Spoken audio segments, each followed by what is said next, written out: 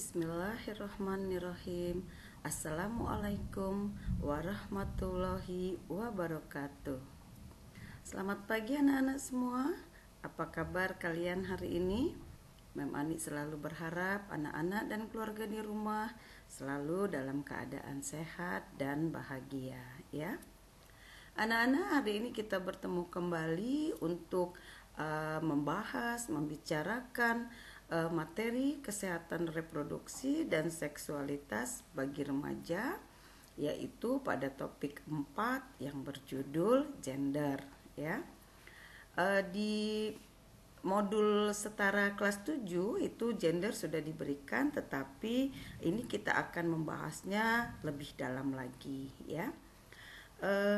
Anak-anak, pada topik 4 ini nanti ada beberapa hal yang akan kita bahas bersama. Di antaranya adalah identitas dan peran-peran gender di masyarakat. Kemudian bagaimana konstruksi gender itu terbentuk. Selanjutnya kita juga akan membahas hal yang mungkin sesuatu yang baru bagi kalian, yaitu tentang toxic masculinity dan emphasized femininity. Selanjutnya kita juga akan membahas bentuk-bentuk ketidakadilan gender di masyarakat. Dan yang terakhir kita akan berbicara tentang penerapan kepekaan gender dalam kehidupan sosial remaja. Nah, itulah materi yang akan kita bahas pada pertemuan ini, ya. Anak-anak, sekarang kita masuk ke tujuan pembelajaran kita pada hari ini. Yang pertama, nanti diharapkan melalui diskusi anak-anak mampu untuk menjelaskan tentang identitas dan peran-peran gender di masyarakat dengan baik, ya. Kemudian nanti anak-anak mampu untuk menjelaskan tentang toxic masculinity dan emphasized femininity dengan benar. Selanjutnya juga nanti diharapkan anak-anak mampu untuk menjelaskan tentang gender berdasarkan pengalaman dalam kehidupan sehari-hari, ya. Dan yang terakhir diharapkan dengan diskusi anak-anak mampu untuk menjalin hubungan yang positif dengan guru, juga dengan teman-teman dan keluarga. Mampu berdiskusi atau menjalin hubungan secara nyaman. Nah, itu tujuan pembelajaran kita pada pertemuan hari ini. Ya, anak-anak, kita masuk di bahasan identitas dan peran-peran gender di masyarakat. Nah, sebagaimana telah dijelaskan pada modul setara kelas 7, gender dan jenis kelamin atau seks itu merupakan dua konsep yang berbeda. Jenis kelamin mengacu kepada kondisi biologis yang melekat kepada diri laki-laki maupun perempuan. Sementara gender merupakan konstruksi sosial budaya mengenai bagaimana laki-laki dan perempuan harus bersikap. Karena gender merupakan produk sosial budaya, maka menjadi laki-laki dan perempuan akan sangat berbeda pada satu budaya dan masyarakat, ya. Nah, selanjutnya gender juga itu tidaklah sama dengan kodrat, karena gender itu dapat dipertukarkan. Sebagai contoh, di masyarakat kita masih ada anggapan bahwa mengurus anak dan rumah tangga itu adalah tugas dan kodrat perempuan. Padahal sejatinya hal tersebut juga merupakan tanggung jawab dan kewajiban laki-laki. Nah, pada konteks remaja seringkali ada ekspektasi yang berbeda terhadap anak laki-laki dan perempuan. Misalnya, anak laki-laki lebih dianggap unggul dalam pelajaran olahraga dan matematika, sementara anak perempuan dianggap lebih menguasai pelajaran seni dan bahasa. Padahal sebenarnya kan tidak harus seperti itu, ya. Nah, mengapa hal itu bisa terjadi? Jadi orang tua dan guru seringkali menganggap hal tersebut itu terjadi karena faktor biologis. Padahal sesungguhnya hal ini justru diakibatkan adanya konstruksi dan harapan yang berbeda terhadap anak laki-laki dan perempuan. Nah, harapan yang berbeda dari guru dan orang tua ini akhirnya tanpa sadar membuat guru dan orang tua memperlakukan anak laki-laki dan perempuan secara berbeda pula. Sehingga dengan cara inilah akhirnya konstruksi gender tradisional menjadi dilanggengkan. Seperti itu ya. Anak-anak, selanjutnya kita akan membahas lingkaran konstruksi gender. Jadi kita akan mengetahui mengapa gender itu bisa dikonstruksi. Nah, coba anak-anak perhatikan, ini adalah diagram lingkaran konstruksi gender. Di situ terlihat hubungan antara harapan orang tua dan bagaimana kemudian gender itu dikonstruksi. Dikonstruksi itu artinya dibangun ya naknya, atau dibentuk gitu ya. Nah, konstruksi gender itu seringkali membuat anak perempuan dianggap lemah dan pasif, sementara anak laki-laki dianggap kuat dan tangguh. Sekali lagi, perbedaan ini bukanlah merupakan faktor bawaan, tapi bagaimana lingkungan mempersepsikan dan membentuk gagasan mengenai anak laki-laki dan perempuan. Konstruksi gender juga sering memposisikan anak perempuan sebagai objek yang bisa diganggu, padahal ini merupakan sebuah bentuk kekerasan pada perempuan. Selanjutnya, konstruksi gender yang ada di masyarakat seringkali menjadi hambatan bagi tercapainya kesetaraan dan keadilan gender. Kesetaraan dan keadilan gender bertujuan membuka akses dan partisipasi yang sama bagi anak laki-laki dan perempuan, sehingga tidak akan ada pihak yang akan termarginalkan atau terpinggirkan ya karena jenis kelaminnya. Nah, anak-anak, inilah yang menyebabkan terjadinya konstruksi gender pada anak laki-laki dan perempuan. Ya, kita masuk ke berbicara tentang toxic masculinity dan emphasized femininity. Sebagaimana telah diungkapkan sebelumnya, berbicara tentang gender berarti berbicara tentang konstruksi sosial tentang laki-laki dan perempuan. Sehingga diskusi tentang gender tidak bisa dipisahkan dari diskusi mengenai maskulinitas dan feminitas. Apa sih maskulinitas dan feminitas itu? Apakah anak-anak ada yang sudah tahu? Mungkin hal ini masih belum terlalu akrab ya di telinga kalian, kalimat atau kata maskulinitas dan feminitas. Jadi anak-anak, maskulinitas itu diartikan sebagai sebuah konstruksi sosial yang berisikan harapan-harapan dan juga tuntutan-tuntutan bagaimana laki-laki harus bersikap.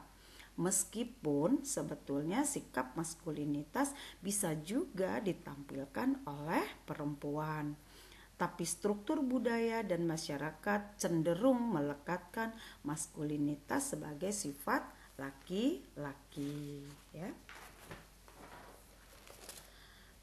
Di antara tuntutan-tuntutan terhadap laki-laki adalah tuntutan agar laki-laki mampu tampil kuat dan agresif, tuntutan agar laki-laki lebih unggul dibandingkan perempuan, kemudian tuntutan agar laki-laki menjadi pemimpin, tuntutan agar laki-laki menjadi kepala keluarga, dan juga tuntutan agar laki-laki berhasil secara ekonomi. Nah, ketika laki-laki tidak berhasil memenuhi tuntutan-tuntutan ini, maka laki-laki akan dianggap gagal dan dipertanyakan kemaskulinannya. Selanjutnya, anak-anak, konstruksi maskulinitas tidak hanya menuntut laki-laki untuk menjadi individu yang tangguh dan kuat, tetapi juga mengkonstruksikan feminitas sebagai sesuatu yang berlawanan dengan maskulinitas. Sehingga kalau laki-laki diharuskan menjadi kuat, maka perempuan diharapkan untuk tampil lemah lembut. Kalaulah laki-laki dituntut menjadi pemimpin, maka perempuan secara tidak langsung hanya ditempatkan sebagai pengikut. Nah, sebagaimana telah diungkapkan sebelumnya, konstruksi gender ini dapat berpotensi menjadi hambatan bagi tercapainya kesetaraan dan keadilan gender. Konstruksi maskulinitas yang telah dijelaskan ini sangat berpotensi untuk menjadi toxic masculinity. Apalagi nih toxic masculinity? Nah, toxic masculinity sebagai sebuah konstruksi sosial yang menuntut laki-laki untuk senantiasa bersikap agresif. Di dalamnya juga tersirat makna bahwa laki-laki sejati dilihat dari kemampuannya mengobjektifikasi perempuan dan laki-laki lain yang tidak memenuhi standar maskulinitas menurut toksik maskulinitas. Nah, beberapa penelitian menunjukkan bagaimana toxic masculinity ini berkontribusi terhadap perilaku kekerasan dan teror yang dilakukan oleh laki-laki terhadap perempuan atau terhadap laki-laki yang dianggap lemah. Nah, suatu penelitian menunjukkan bagaimana aksi-aksi terorisme baik yang terjadi di negara-negara barat maupun negara-negara timur ternyata salah satunya dipicu oleh toxic masculinity ini. Selanjutnya, toxic masculinity memiliki ciri-ciri yang bisa kita lihat. Yang pertama adalah menahan emosi atau tidak mengekspresikan emosi. Kemudian menunjukkan penampilan yang terlihat seperti gagah atau kuat atau tidak cengeng. Selanjutnya, kekerasan dianggap sebagai indikator dari kekuatan seorang laki-laki. Nah, bila dilihat lebih lanjut, toxic masculinity ini ternyata tidak terbentuk secara tiba-tiba. Seorang laki-laki sedari kecil cenderung dituntut untuk tidak menampilkan emosinya. Mungkin kalian pernah mendengar ungkapan-ungkapan seperti anak laki-laki tidak boleh cengeng, anak laki-laki tidak boleh menangis. Nah, ini akhirnya membuat mereka tanpa sadar merasa bahwa menangis akan membuat laki-laki terlihat menjadi lemah. Padahal dari sudut pandang psikologi, ekspresi emosi adalah sebuah langkah untuk mencapai kesehatan mental. Jadi boleh saja jika merasa sedih anak laki-laki, boleh saja seharusnya menangis. Tetapi karena adanya toxic masculinity, kadang-kadang itu tidak dilakukan, ya. Selanjutnya, anak-anak, toxic masculinity juga memandang perempuan tidak lebih sekedar objek seksual. Perempuan menjadi tidak dihargai posisinya. Nah, toxic masculinity bukan hanya merendahkan perempuan, tetapi ia juga menjadikan laki-laki yang terlihat lemah berpotensi untuk menjadi korban perundungan atau bully dari laki-laki yang dianggap lebih kuat. Dan ini tidak benar, ya nak, ya. Nah, tidak berlebihan apabila dikatakan toxic masculinity akan melahirkan emphasized femininity. Apalagi ini nak, emphasized femininity. Nah, emphasized femininity adalah sebuah konstruksi yang menempatkan perempuan sebagai sosok yang lemah, yang harus mengikuti keinginan dan perintah laki-laki. Dalam emphasized femininity, perempuan dianggap tidak memiliki keinginan sendiri, sehingga keinginan perempuan senantiasa didefinisikan oleh laki-laki. Konstruksi ini disosialisasikan sejak kecil melalui film yang disaksikan oleh anak-anak perempuan dan laki-laki, mainan yang digunakan, serta tuntutan-tuntutan orang tua. Misalnya, kalau anak perempuan pasti mainannya boneka. Kalau anak laki-laki biasanya senapan, mobil-mobilan dan lain-lain seperti itu. Apa akibatnya anak-anak hal ini? Akibatnya anak laki-laki itu dan juga perempuan akan menginternalisasi nilai-nilai toxic masculinity dan emphasized femininity. Maksudnya karena dibiasakan kondisi ini oleh tontonan, oleh keseharian dari kecil, akhirnya laki-laki dan perempuan itu membenarkan atau memasukkan nilai-nilai toxic masculinity dan emphasized femininity itu dalam kehidupannya sehari-hari. Itu bahasan tentang toxic masculinity dan emphasized femininity, ya. Anak-anak, selanjutnya kita masuk ke bentuk-bentuk ketidakadilan gender yang terjadi di masyarakat berkaitan dengan adanya konstruksi gender yang dibentuk oleh kebiasaan-kebiasaan yang ada di masyarakat. Akhirnya terjadilah bentuk-bentuk ketidakadilan gender. Apa saja? Kita bahas lebih lanjut, ya. Yang pertama, masih kurangnya partisipasi perempuan di politik. Meskipun pemerintah Indonesia telah mengatur angka minimal jumlah perempuan di legislatif sebanyak 30%, tetapi angka ini masih belum representatif. Sampai hari ini jumlah menteri perempuan masih lebih sedikit dibandingkan dengan laki-laki. Ketika jumlah perempuan masih belum representatif, maka bisa jadi suara dan kepentingan perempuan tidak sepenuhnya terwakili. Yang selanjutnya, masih tingginya angka kekerasan seksual. Meskipun kekerasan seksual bisa terjadi kepada siapa saja, akan tetapi korban kekerasan seksual nyatanya masih didominasi oleh perempuan dan anak-anak. Hal ini seringkali terjadi karena ada anggapan yang memandang perempuan dan anak sebagai objek seksual yang bisa diperlakukan apapun juga. Selanjutnya kita lihat masih minimnya jumlah perempuan yang menjadi pemimpin di sektor publik. Bila dilihat persentasi perempuan yang menjadi pemimpin di sektor publik seperti menjadi wali kota, gubernur, presiden, ketua DPR, dan ketua MPR, maka akan terlihat jelas bahwa sangat sedikit perempuan yang menduduki jabatan-jabatan tersebut. Hal ini seringkali terjadi karena adanya anggapan bahwa perempuan tidak pantas berkiprah di sektor publik.